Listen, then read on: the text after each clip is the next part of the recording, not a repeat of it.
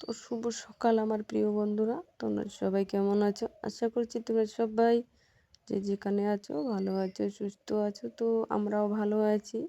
আর দেখো বন্ধুরা, আমি সকালবেলা উঠে গরু ছাগল বের করে নিলাম, ঘর ঝাড় দিলাম, দিয়ে এখন আমি উঠান ঝাড় দিচ্ছি।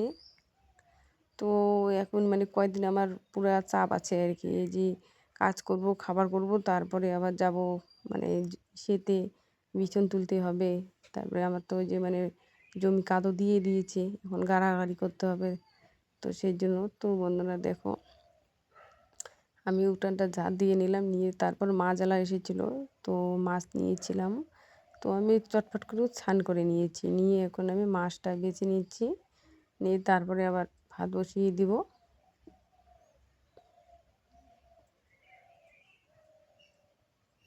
আজকে পয়সা নেই, একটা 2 দিন সরস্বতী পুজো হয়েছে, 2 দিনে আমার ছেলে ঘুরতে গেছে। ছেলে মানুষ তো জানোই বন্ধুরা তোমরা, পয়সা দিতে হয়। তো কি আর বলি, হাতে এক পয়সাও নেই, যে কয় টাকা ছিল।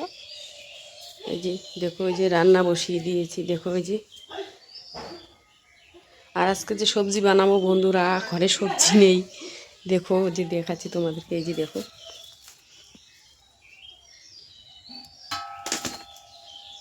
একদম ফাঁকা। তো বন্ধুরা দেখো, তারপর চলে আসলাম। তো আমার এই যে এটা যা দিয়েছে, এই বেগুনগুলো ওর বাবার বাড়ি থেকে নিয়ে এসে, আর এই যে শাকগুলো এক জায়গা থেকে নিয়ে আসছি আমি। তো ওগুলো আর কি এখন বানাবো। তো যদি আমার যা বেগুন না দিত, তো আমার কিন্তু ঘরে সবজি থাকতো না। তো পয়সাও নেই, তোমাদের দাদাভাই এখনও পয়সা পাঠায়নি, ওখানে পয়সা পায় নাই। আর তোমাদের একটা কথা কি বলি বন্ধুরা, তোমার দাদাভাই ওখানে কাজ নেই, ঠিক আছে। ও তোমাদের দাদাভাই বাড়ি আসবে আর কি, কাজ নেই ওখানে। তো কি করবে ওখানে থেকে, তো বাড়ি এসে দেখি কি করা যায়। সেজন্য বাড়িতে পয়সাও পাঠাতে পারছে না আর কি। তো কোনো রকম করে আর কি আমি চালাচ্ছি। হাতে পয়সা যে কয়টা ছিল, ছেলে শেষ করে দিয়েছে সরস্বতী পুজো করতে, কি আর বলি। তারপরে দেখো বন্ধুরা, আমি রান্না বান্না কমপ্লিট করে নিলাম, নিয়ে তারপরে যে ছেলের পেন দুটো পেন, আর সে ভিজিয়ে রেখেছি একটা আমার শাড়ি। তো ওগুলো আর কি কেচে দিচ্ছি, ওগুলো কেচে দিয়ে তারপর আবার আমি যাব জমিতে বিছন তোলার জন্য। তো আগে এগুলো কেচে দিই। আর আজকে রৌদ্র আছে, আকাশটা খুব ভালো আর কি। মনে হয় আজকে মাঘ মাসের অর্ধেক দিন চলে গেছে, তো ফাল্গুন মাস হয়তো পড়বে, সেই জন্য আর ফাল্গুন মাসের টান টানছে আর কি।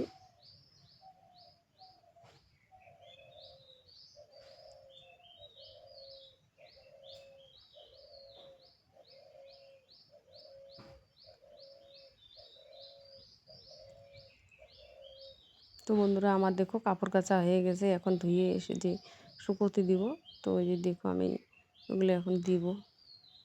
উঠোনের মধ্যে কিন্তু রৌদ্র আছে, তবু কিন্তু কীরকম দেখা যাচ্ছে না বন্ধুরা, অন্ধকার অন্ধকার মনে হয় যে রৌদ্র নেই। কিন্তু এই যে আমার বাড়ির উঠোনের মধ্যে একটা গাছ আছে, কদম গাছ, ওইটার জন্য আর কি বাড়িটা আর কি এরকম আমার অন্ধকার অন্ধকার, রৌদ্র থাকলেও মনে হয় না যে রৌদ্র আছে আর কি, এইরকম।